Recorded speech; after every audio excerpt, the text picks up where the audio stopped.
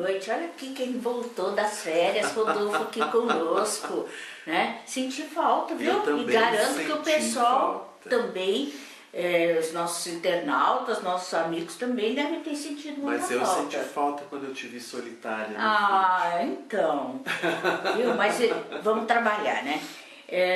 Rodolfo, uma amiga nossa comentou no Face, agora não me ocorre o nome e também não é o mais importante, né? Porque às vezes a gente dá um nome fictício e às vezes a gente não fala mesmo do nome das pessoas.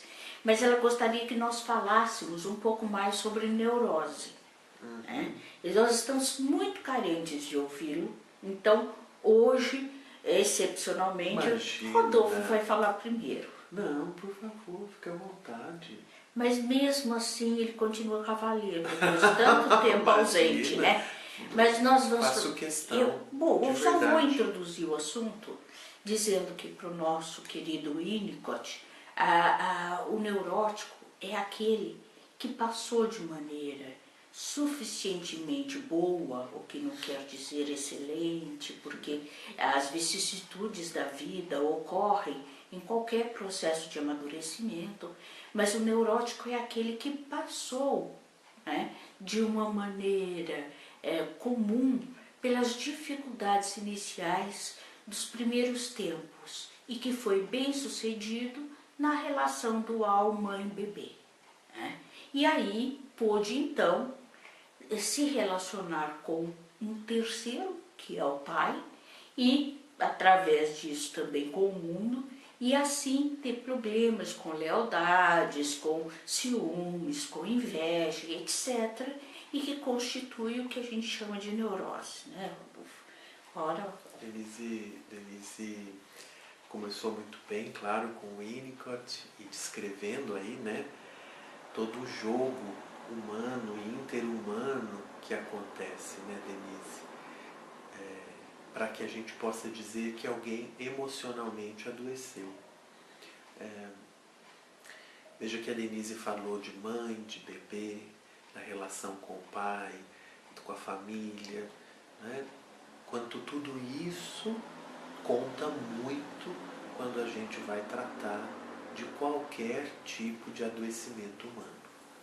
Então, só para marcar, né, Denise, a diferença, a nossa amiga ali pelo Face que queria saber sobre neurose, mas, por exemplo, temos a psicose, que é um nível de adoecimento mais grave, quando nós falamos, por exemplo, em esquizofrenia, né, em personalidades borderline, né, em psicose maníaco-depressiva, embora oficialmente agora no catálogo, né, de orientação dos diagnósticos não venha mais com esse nome, mas esse tipo de diagnóstico diz respeito a um adoecimento mais severo, em que a pessoa tem mais comprometimentos para a vida, né?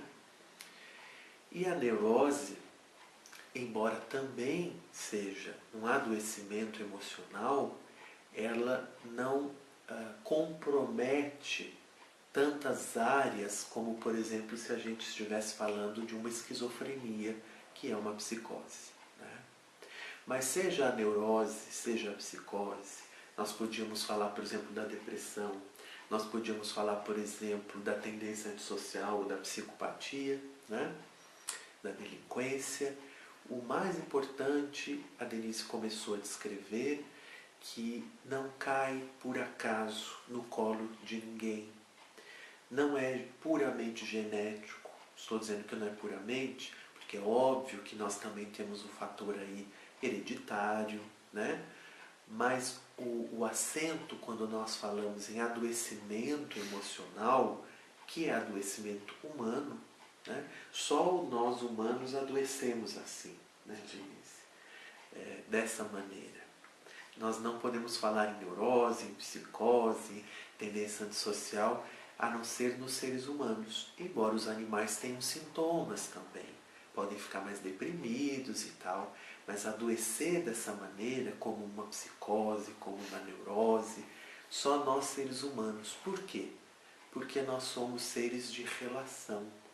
para a gente entender por que é que alguém desenvolveu a esquizofrenia e não, por exemplo, uma compulsão, ou a histeria, ou uma fobia, nós temos que levar em conta as relações dessa pessoa com o seu mundo, né?